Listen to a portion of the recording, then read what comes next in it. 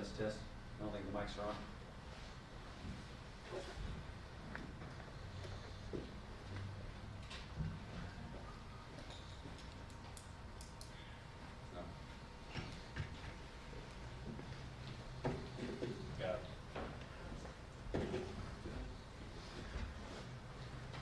Good morning. I'd like to call to order the Monday, April 5th, 2021 Board of Public Works and Safety meeting. Roll call, clerk. Yes. Eaglin. Here. Carlo. Here. Courtney. Here.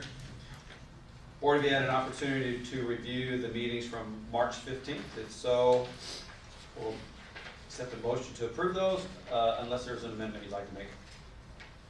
The minutes look fine to me. I'll make a motion we accept, approve the minutes of the previous meeting. Second that motion. Any additional discussion? All in favor, please say aye. Aye. Aye. All opposed? Thank you. Okay.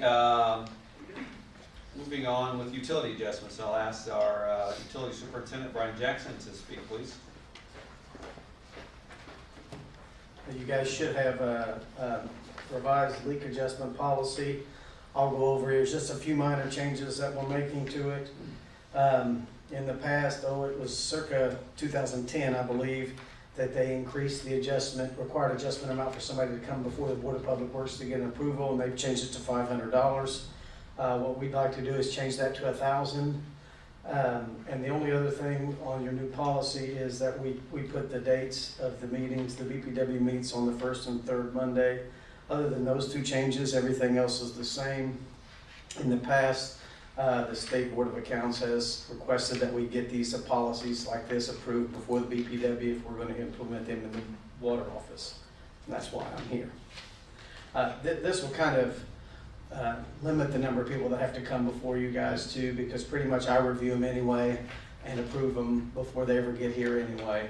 And this should greatly limit the number of people that come here and then they don't have to come in. Brian, just for clarification purposes, they don't have to reach the $1,000 threshold in order to receive an adjustment. Correct. This is just what would come before the Board of Public Works. Right, and years ago, everyone had to come to the Board of Public Works, whether it was for $10 or any amount. And then we raised it to $500. Now this is just a raise to $1,000. So they get the adjustment if I approve it anyway. But now if it's above $1,000, then it needs the board approval also. Questions? I think this makes sense, and it doesn't change the policy of who would qualify for an adjustment. Correct. Literally, this is just the dollar amount that would prompt them to come to Board of Public Works physically to request the adjustment. Correct? Right. And really all we need to do is vote on it and approve it, and then it's done, and I'll put it in the billing office, and that's the new policy they'll be using. I'd like to go ahead and make a motion then, and then we can have some additional discussion. I would move that we approve the leak adjustment policy as revised and presented by our superintendent, Brian Jackson. I'll second Bob's motion. Right now, let's open it up for additional discussion by either the board or anyone in the audience. I have no discussion. Good. Anybody from the audience who would like to comment on the leak adjustment policy? Hearing none, all in favor, please say aye. Aye. Aye. All opposed? Thank you. Thank you, Brian. Thanks. Okay, continuing on, I'd like to invite Chief John Wallace up to talk about a rules and regulation change with Madison Police Department. Thank you, Mayor. Good morning, Board. Good morning. Good morning. As proposed at our last Board of Public Works meeting, several suggestions with regards to our rules and regulations, with regards to probationary status and years needed that are necessary for promotion. I believe I provided you gentlemen with a copy at the last meeting. I've also put this information out to our Police Department Merit Board to give them any opportunity for feedback. I did receive a couple basically just saying that they are in agreement with this as well. So I would respectfully ask the board to consider this policy change. At the last meeting I explained some of the circumstances in which we're running up against. And, Chief, this would be an improvement for us. As I was reviewing this, a question came to mind. I don't like to deal in hypotheticals, but I guess this would be a hypothetical. Say an officer was promoted to lieutenant from sergeant. Say 3 months later, a captain position opened up. And he had only been in that lieutenant position for 3 months. Yeah. What's our policy? Do we have a policy or thinking on, Yeah, I believe review I that. couldn't find it in there. That's a good question. I believe there is a probationary period that you maintain that particular rank for a year.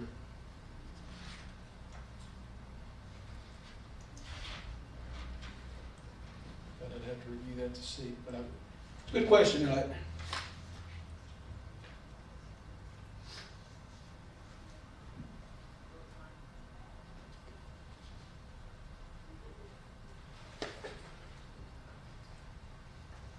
maybe I'll have to go back and review that, but I think, and that's a good hypothetical question, but I believe it says, and I don't see it right off the top of my head, but I believe it does indicate that they are on a probationary period with that particular rank for a year's period of time before they can be eligible to move up in promotion.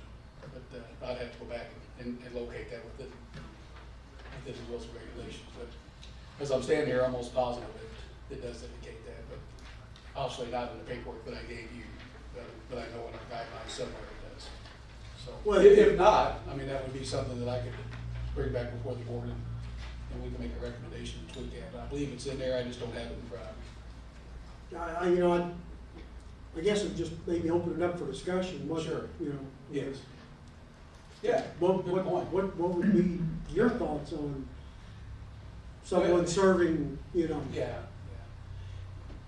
You know, if they're, to be honest with you, if we think they're good enough to be lieutenant, more likely they probably are, capable of leading the shift as well, because a lieutenant obviously does pretty much the same as the guidelines state as a captain would, should the captain not be present. So, I would feel confident probably if we felt that they was capable to be a lieutenant on the department, that more likely a captain position would open up, that they would have those same qualifications. But I'll double check on that. It's a good question. If there is an issue, I'll bring it back before the board, but I'm almost sure in our guidelines, it does say that there is a probationary period of rank promotions for like a year. Okay. Chief, with regards to staffing and rank eligibility at Madison Police Department, is there a certain number of captains, lieutenants, and sergeants, for example, that are allowed within our, what I call a manning table? Yeah, actually, the shift would dictate, as far as the captains, lieutenants, and sergeants go on for each shift. Now, a very good question. We may run into a situation, and more likely will, with our detectives. We do have more than 3 senior patrolmen, because some of the detectives have achieved that status as well, and that's a little bit of an issue and something we're going to have to look at. Because a person is a detective, and say they are probably maybe been there longer than a person below them that would be moved up to sergeant for the shift purposes, they may actually be jumped over in rank by those individuals just because they're on a shift, and the shift, sergeant is necessary. In the past, I know we've looked at that. That's really, there's nothing set in stone on how we go about that, but I would certainly recommend to our police merit board, if an individual's a detective and that spot comes open on the shift, that we also consider moving them up in rank to coincide with that promotion on the shift. Obviously, if they're detectives, they've shown themselves to be very capable officers, and I tell you, the 4 detectives we have now they're awesome. I mean, the entire department is, but these guys are really, really doing well, as we read every day, I think, pretty much in our newspaper, here on our radio. So that's something we definitely would have to address. Yeah, John, I think we actually, in the past, that has come up.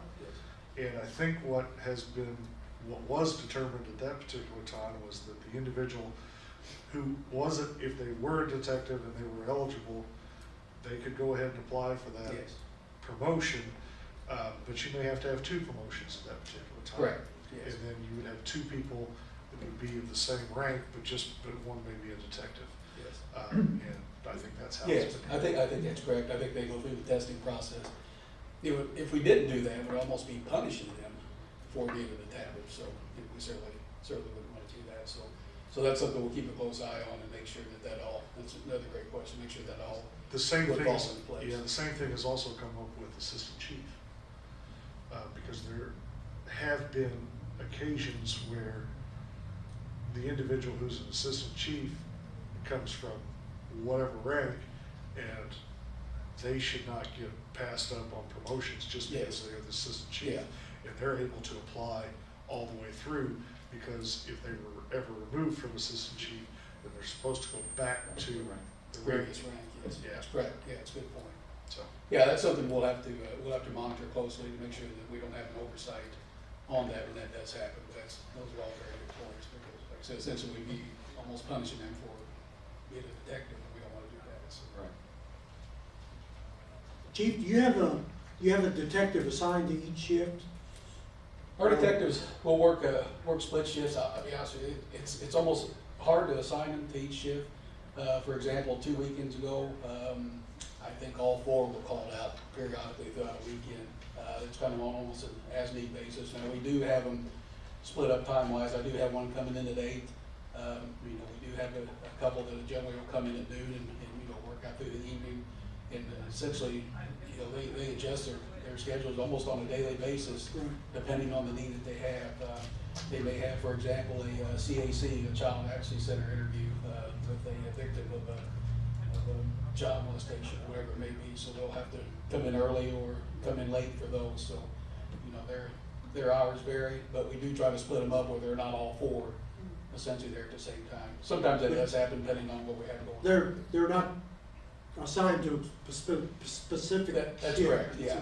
It's just, it's ever changing, but if they have nothing going on, which is rare, then they'll adjust their hours accordingly where they're not all there at the same time. Yeah. So we'll have some working throughout the evening and one there early on to take everybody in the morning needs. So it's very flexible.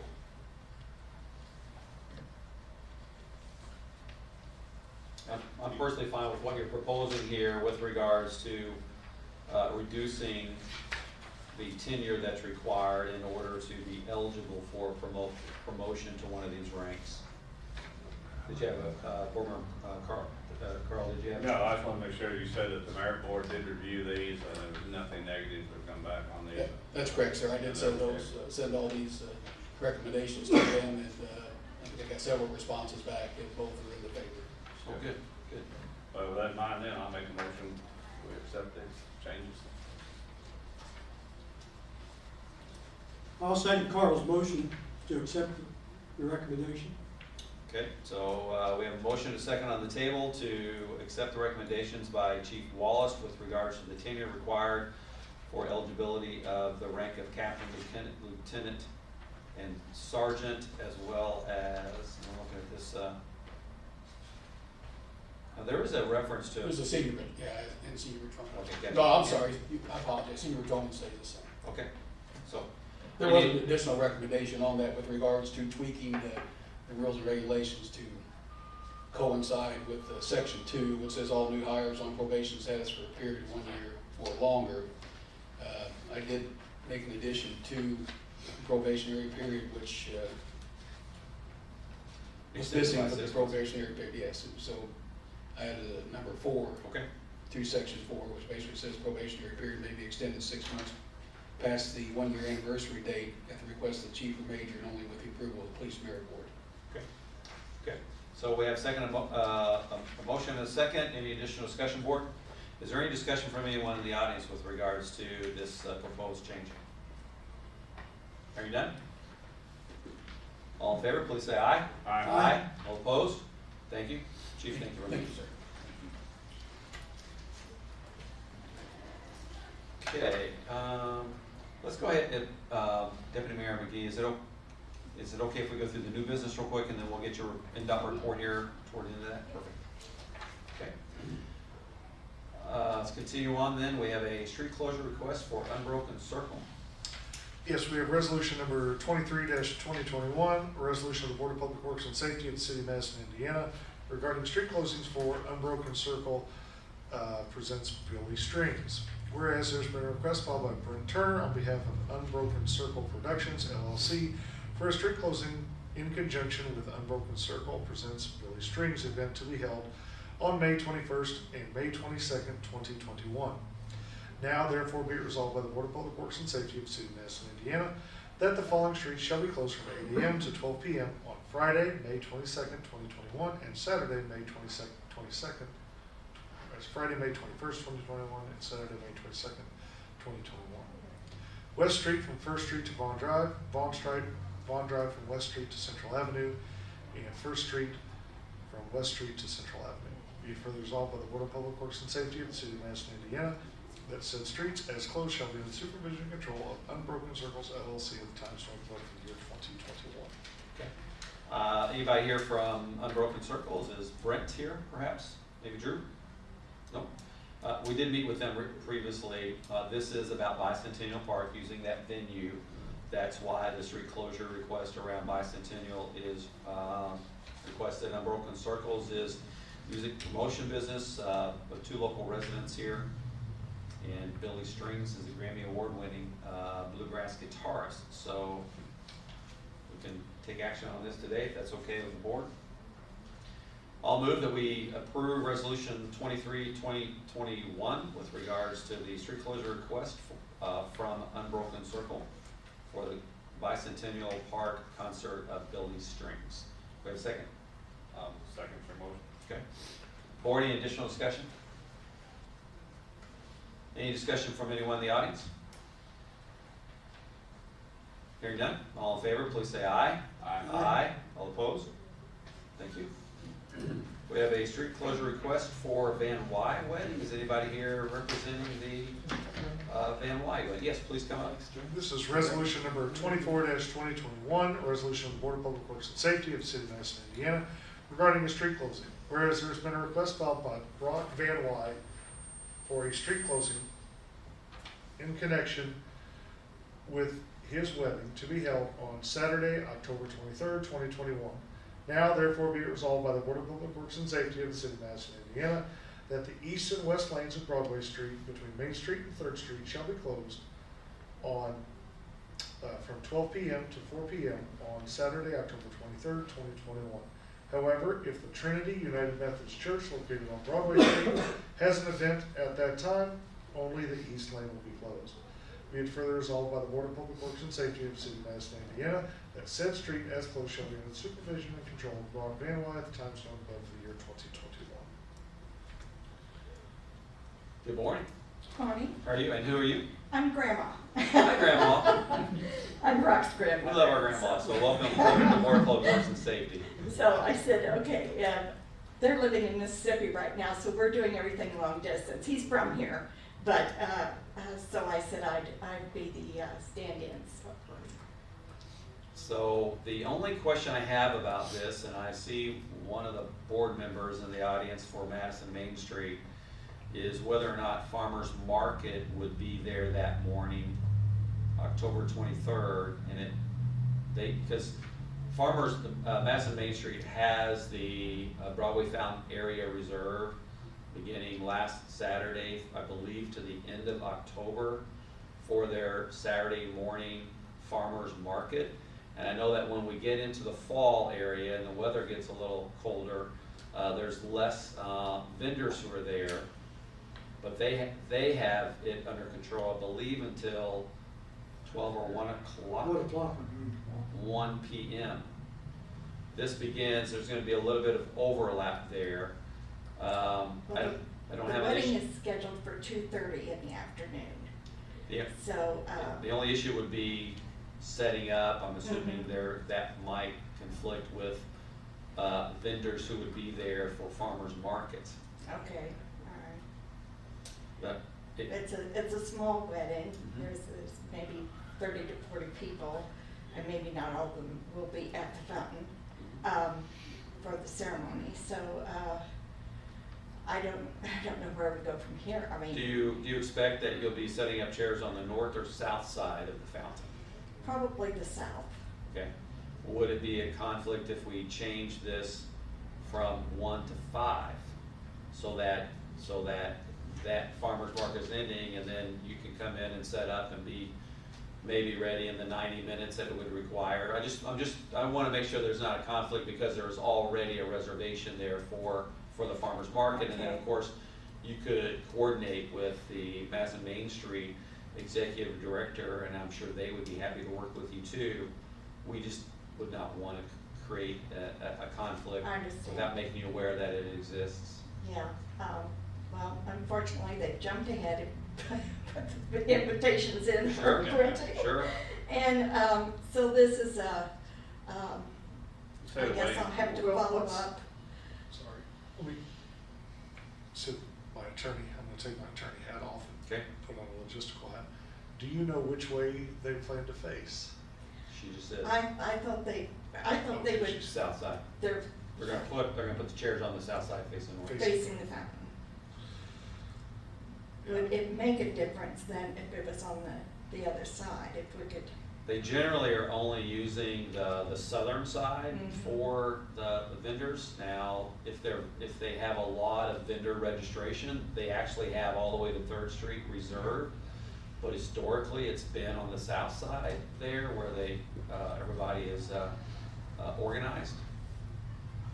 That's why I was trying to shift this back so that since it is an outdoor festival and you're gonna have limited setup and decoration Oh, yeah. for an outdoor wedding, you're primarily talking about setting up of chairs. Mhm. So if this went from 1 to 5, for example, would that presumably still give you enough time to set up chairs as the farmer's market vendors were tearing down from their booths?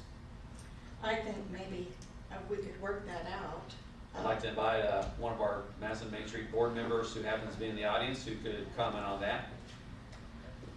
Nicole Shell, meet Grandma. Good morning. Hi. I wasn't expecting to talk about what happened Madison Main Street, but the farmers market does close at noon, so that noon to 1 is when vendors Okay. close down, and we do have less vendors towards October. So you think 12 to 4 will be okay, or should we make it 1 to 5?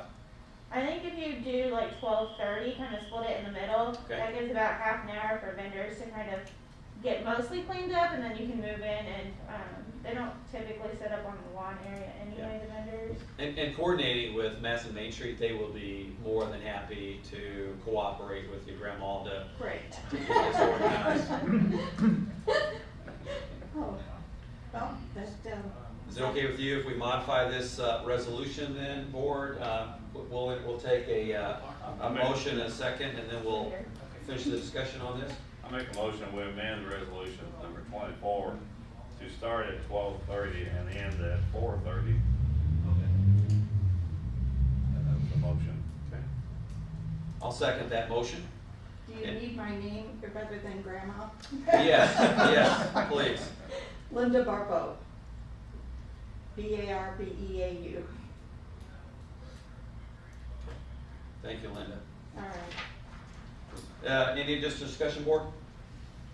Any questions or comments from the audience? Mayor, I would just suggest that they get in contact with the executive director Yep.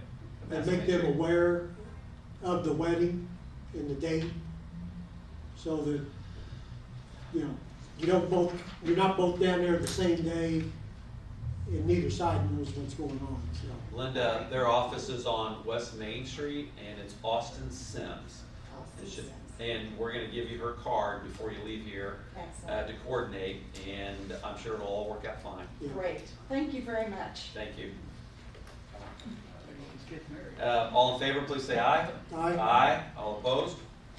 Thank you. Did we get a motion on the bill itself? I know we got a motion on the amendment. Well, all we have right now is the motion to change the time. Yeah. So now we need a motion to approve the resolution. I thought you moved to change it and approve it, We but can do okay. it. Well, I make a motion to approve resolution number 24 with the amended times. I'll second that. All in favor, please say aye. Aye. Aye. All opposed? Thank you, Linda. All right, You're thank safe. you. Board, next up is a contract with American Queen Port Privileges. I'll mention this. I wanted to present this on the agenda today for review purposes only. We can take action on it at the next meeting, but I met with the port director. As you know, the steamboats that have been traversing through Madison as long as we all remember. Carl's probably the oldest one up here, so he remembers probably the first steamboat that ever came through Madison. 1920s, I remember. But it's also a great thing to bring to our community, and it's also certainly a promotion, tourism and business in the city of Madison. What they've asked us to consider here is a priority docking agreement. I've attached to this agreement a schedule of the proposed docking of their 3 boats, the Queen, the Duchess, and the Countess. And there are 34 dates beginning on April 25th. That takes us all the way through late summer. I'm not aware that we have signed a priority docking agreement before, but I don't also oppose it. There are a couple things here that I would just ask you guys to pay attention to, that we can discuss next week, and then also ask counsel for his advice. And that's particularly the term of the agreement, which is 5 years. I think that's a little long. And then the second thing is how we book docking dates with other steamboat or boat tour companies. So again, this is on the agenda today for informational purposes, and we'll take action on it at the next meeting.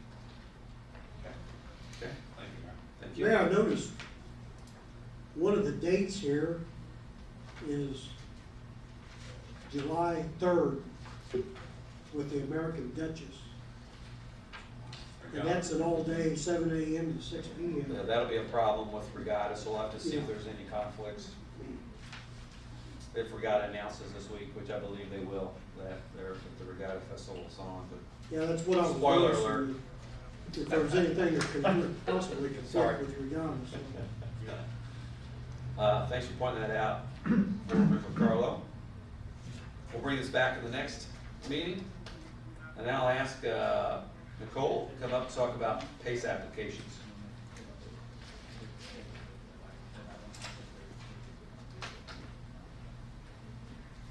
Putting on my other hat today.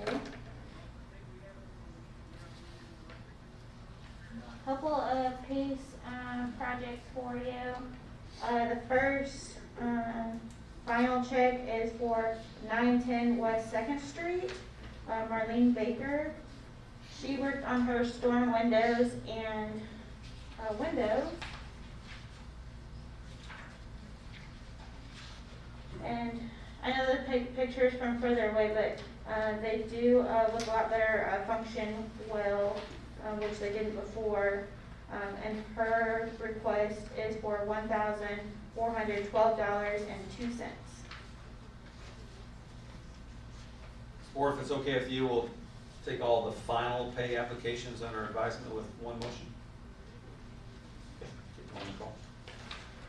The second one is for Historic Madison, Inc., 103-109 West 2nd Street.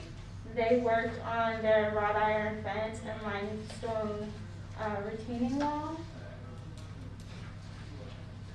That looks much better. It looks much better. It's not falling down. It fixes a safety hazard. So their request is for $5,452.50.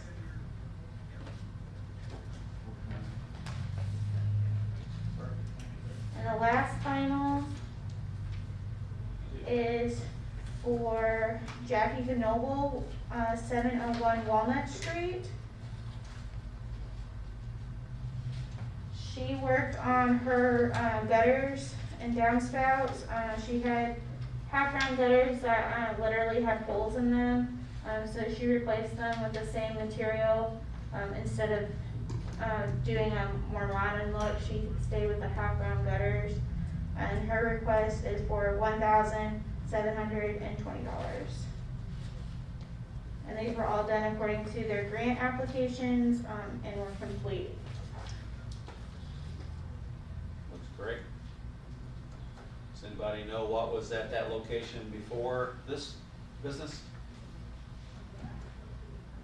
Grocery store. Grocery. Brian Back's grocery store. You That's still right. right, get your big reds.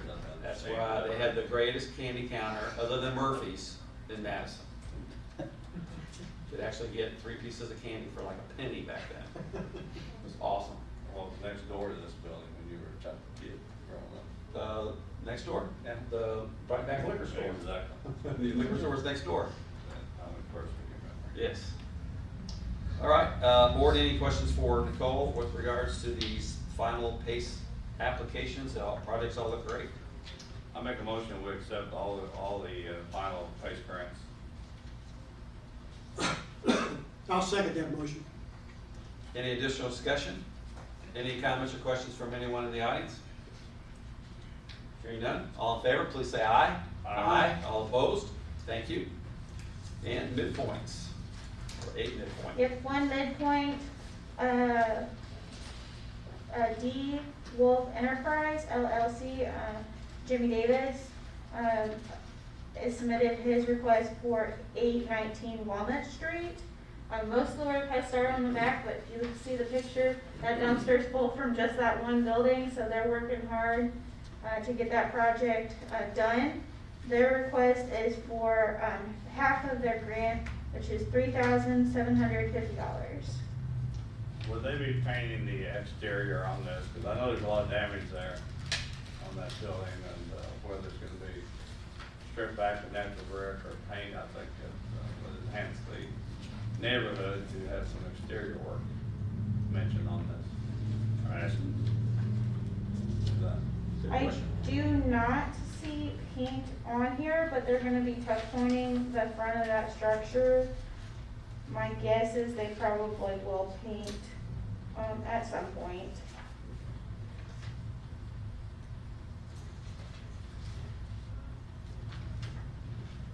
So could you ask them if that's gonna be part of it? Yep, I can ask them. Thank you.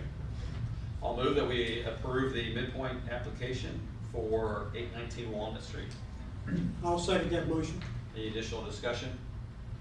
Any comments or questions from anyone here in the audience? All in favor, please say aye. Aye. Aye, all opposed? Thank you. Okay, and we have an extension. Is one extension, Phil Mullins at 707 East Main, should be East Main, is applying for an extension on his PACE grant for 12 months. His new deadline would be May 18, 2022. They have been working steadily on his project. He's ran into a few issues on his retaining wall and fencing due to the NDOT project. And what's the amount of the PACE grant here? Is it The 70? full amount's the 7,500, Okay. yes. Okay. Phil, I know you're here in the audience. Is this, are you here to speak on behalf of this extension request application, or? Yes, Mayor, that and just a couple of brief You're welcome items. to come to the podium if you'd like to Okay. add additional information. You don't need to, but it's solely up to you, Phil. Well, thank you. Good morning. Mayor. Good morning. Well, Nicole's been great with our whole process. I'll save my other comments for that. But I guess like a lot of things, COVID's been a factor, and certainly our issues with NDOT and BD and getting everything resolved. But I'm confident we'll get it done, but it's going to take the rest of this year. Good. Well, good luck with all that, and thank you for, your patience, because you're right in the heart of that construction zone, and have been for the last year and a half. And then, the investment you're willing to make in your property there, so thank you for both of those things, Phil. Thanks, and I'll save a couple things in the public comment. Okay, Thank you very much. you're welcome. I'd Thanks, like to make a motion that we accept the extension for 707 East Main. I'll second that motion. Any additional discussion? Anyone from the audience? Hearing none, all in favor, please say aye. Aye. Aye. All opposed? Thank you. Thank you, Nicole. Thank you, that's it. Any other great pictures up there we can? No, that's it for now. Our PACE deadline is today, so we've gotten several for the next round, so in a couple of weeks, you'll have a new batch to approve. Great. Heard several great comments of people, especially in the east end of town, for the improvement in the neighborhood and the local several buildings, so Yes. great job. Thank you. Been a good program. Thanks. Thank you. I'd like to invite Deputy Mayor McGee up. She's going to give us an update with regards to the meeting we had last week with NDOT. want to keep the board informed of the progress we've made there. Good morning. So, as the mayor mentioned last week, the mayor, Nicole Shell, Tony Sorrells, and I met with our regional representatives from NDOT to go through a sort of punch list of things that we had been storing up to ask about. I'll just kind of run through them and happy to take any questions you have. The bridge approach project, the most important thing of all is that the trash can that was in front of the sign has now been removed. You claim victory on the trash can.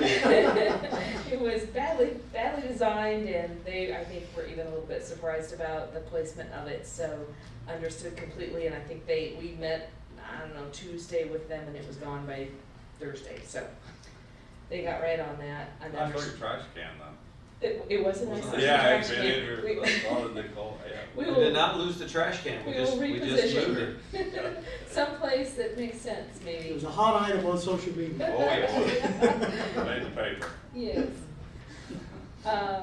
There is a new lane process that will lead to the bridge approach, and I actually just got some drawings from our NDOT rep. I'm happy to share those with you. There's a little bit of a hump in that street. Will that stay there, right there at? They're gonna completely rebuild. It's gonna be Oh, built okay. and Okay. repaved. I've had several people ask me about that, and it's right there where the trash can was. Yeah, all of that will be remilled from the bridge up to St. Michael's probably and repaved. So you'll see, if you look at this, they're actually going to start that lane change at Walnut, that it'll still be 2 lanes going down to 1 lane. I think currently you stay in the middle to get to the bridge approach, and it's actually gonna change that. You're going to move to the right to go to the bridge approach. So that's gonna be a change. And then you'll see some hash marks, some cross hatches on the north side of the street. That is a protection for traffic coming to the west off the bridge approach. There still is parking on the north side, but those hash marks will be there that separate that moving traffic from the parked cars. So will hopefully help a little bit with some of that speeding traffic coming through there and the issues we have with cars parked. So this is pretty rudimentary, and it has some notes on there from NDOT, but I wanted you to see the lane markings. We are working with NDOT on a communication plan for the public for the final stages, and lane markings, signage, crosswalk upgrades, all of those things. But thought it might be helpful for you to see at least what they showed us last week.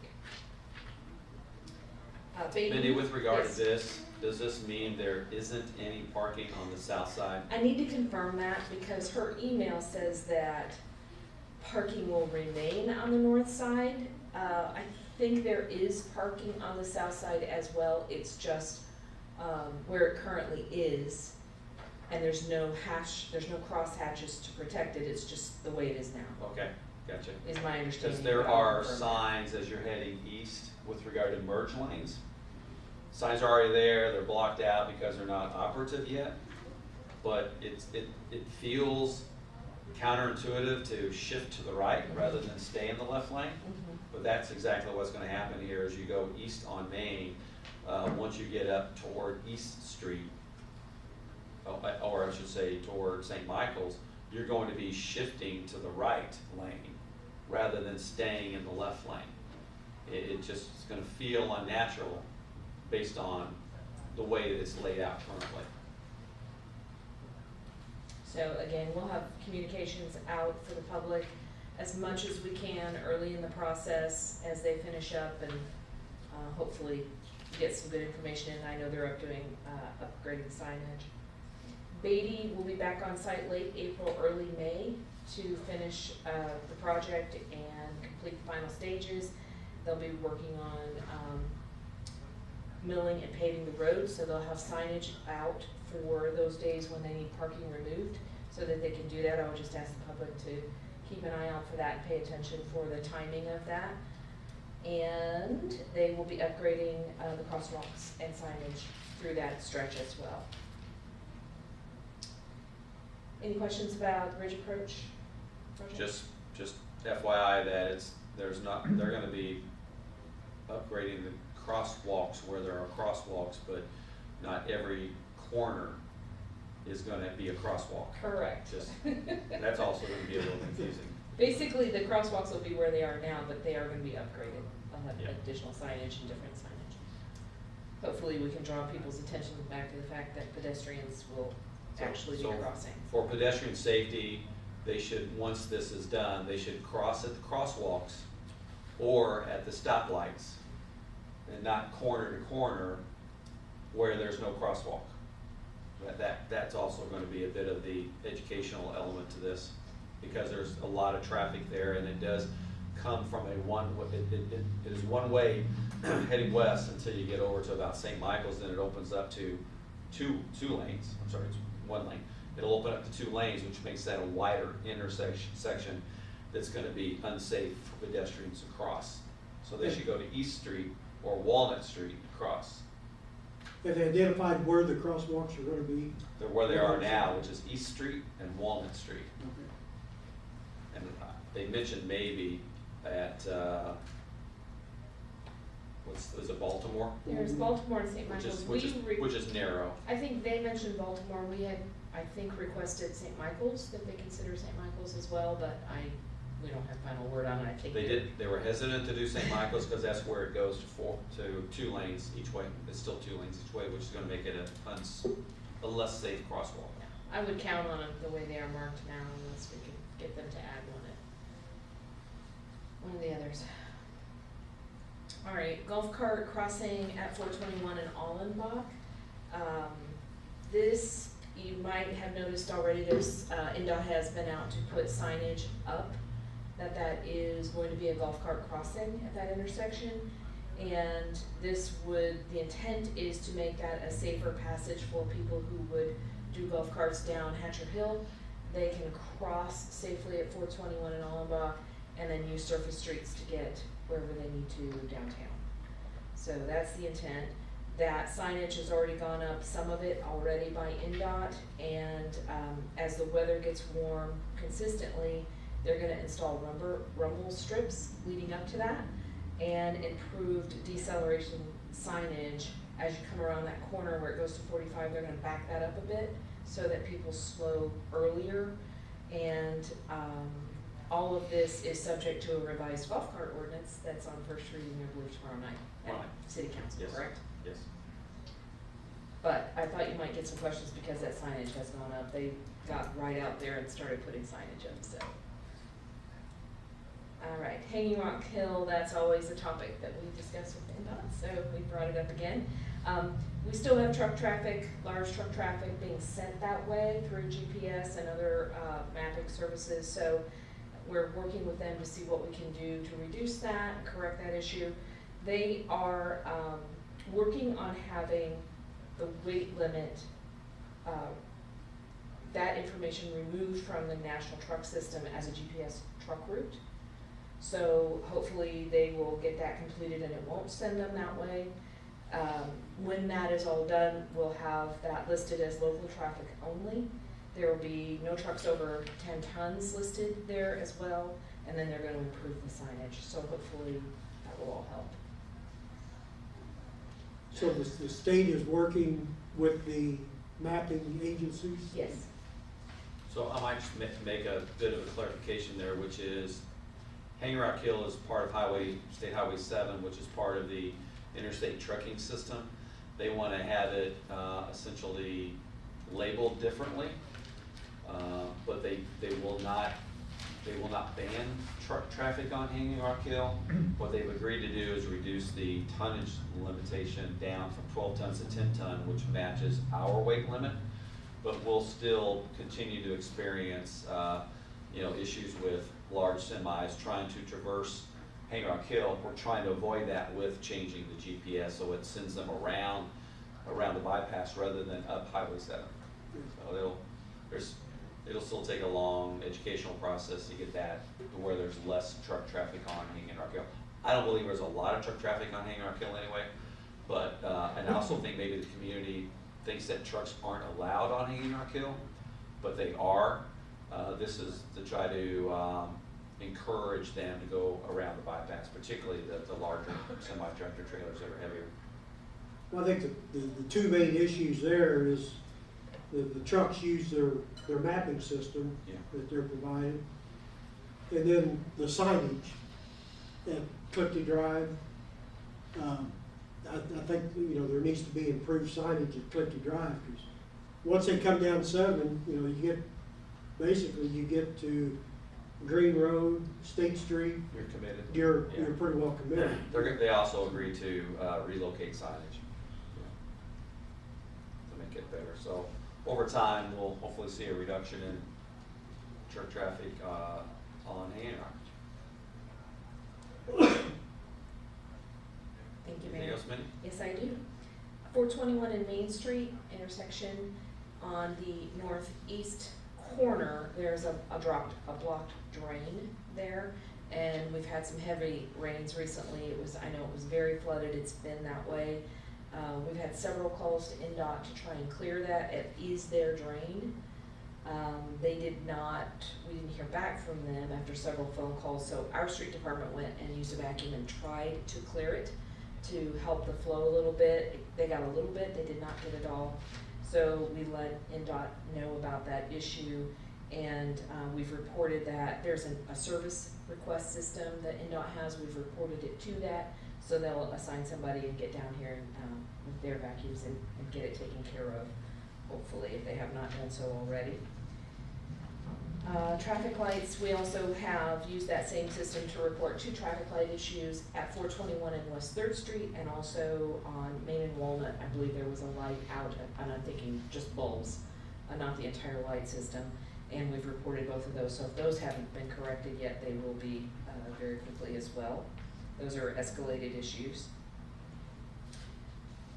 Just for your information, we came into this a little bit last summer and wanted to get ahead of it this year.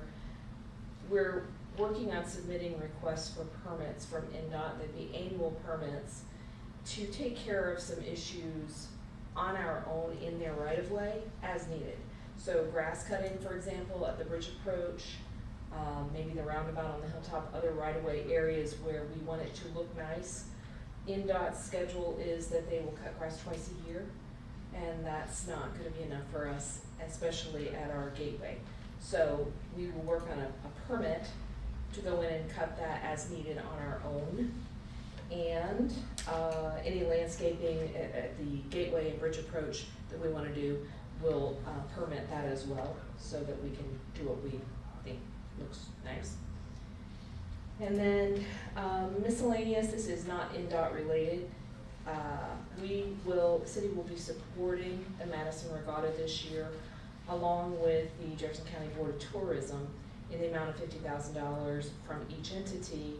And this is an effort, obviously, with COVID last year and having to cancel the event, that we want to help them continue this long-standing tradition. I believe it's the 70th anniversary, is that correct?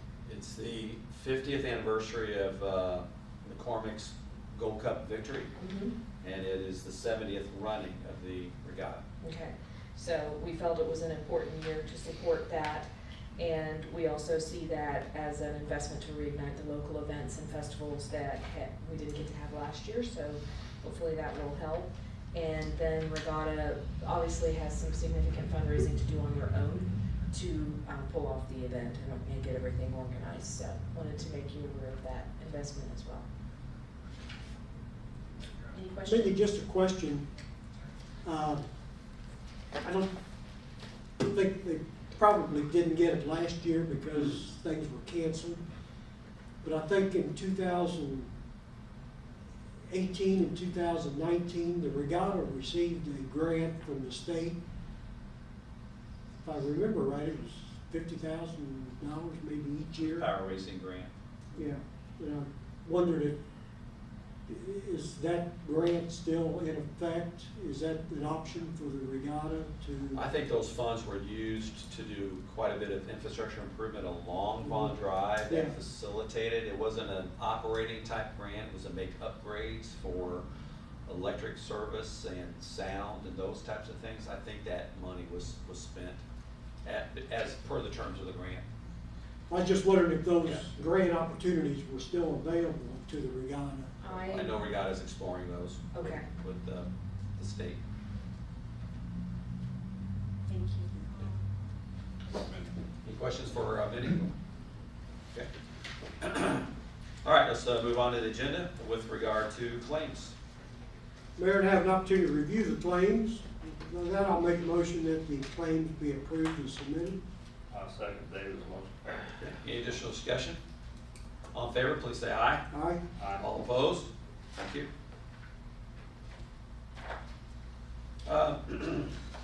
Mayor's comments here. Before I do with that, let me ask, is there anybody in the audience under public comments who would like to make a comment first before we go on to the mayor's comments? Phil, did you say you were here for public comment? Okay. Feel free to come on up. Thank you.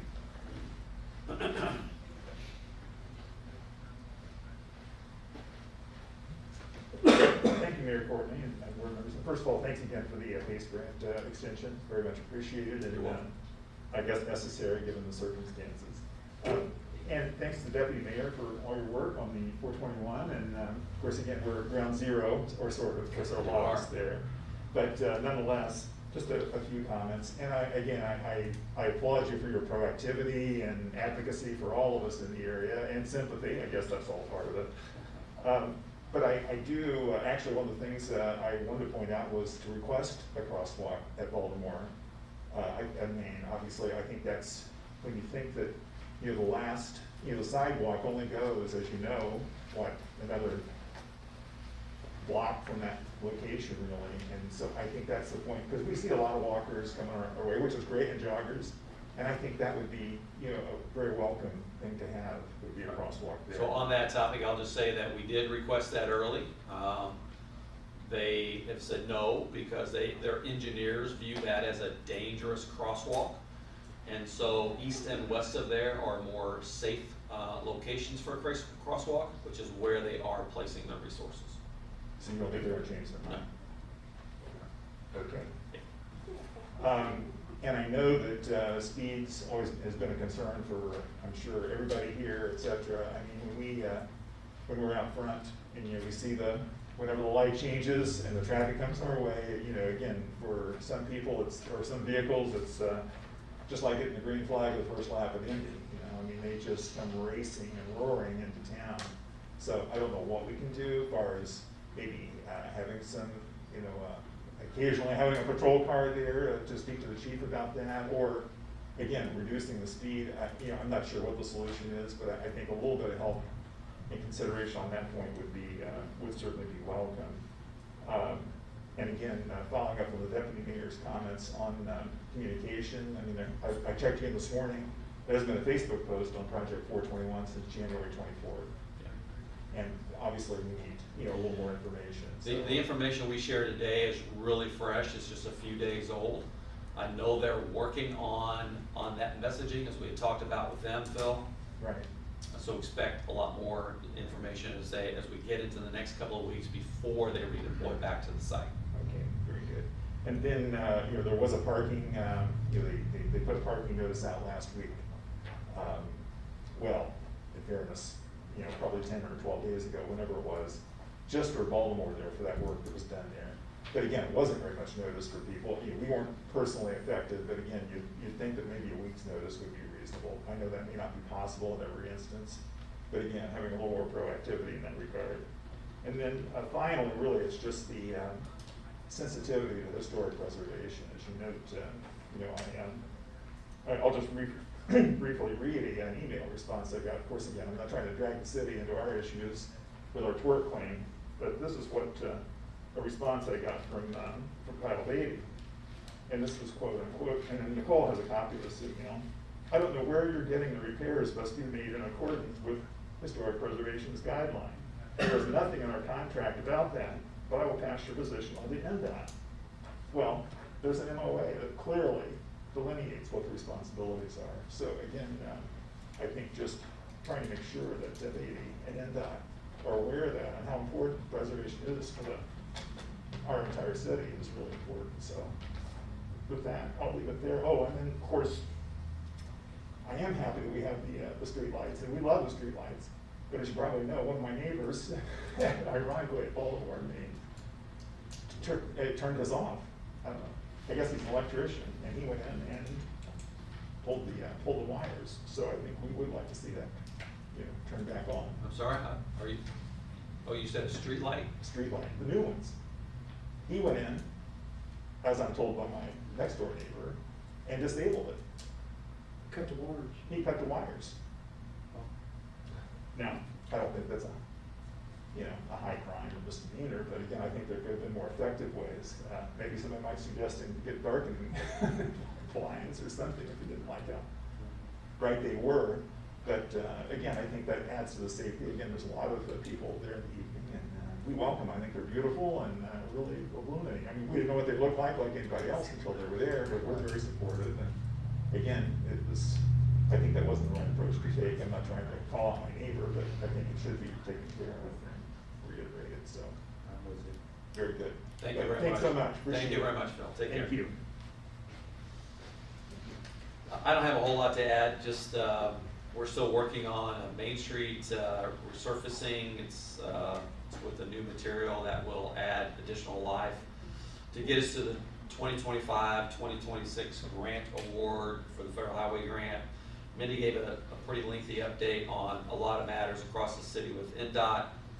But she also mentioned our efforts with our tourism partners across the community to bring tourism back. This board has seen a lot of activity with regard to street closure requests. We're seeing a lot of requests through our Parks Department for facilities, particularly Bicentennial Park.